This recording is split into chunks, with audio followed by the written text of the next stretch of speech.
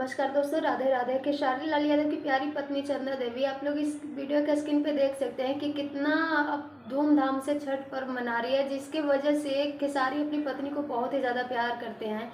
फिर भी काजल राघवानी कहती है कि खेसारी की पत्नी बहुत ही ज़्यादा लालची है, पैसा को बस चिंती है, लेकिन उसे क्या पता कि जिसके बारे में बोल रही है उसके जैसा बनने के लिए उसे फिर से जन्म लेने पड़ेगा।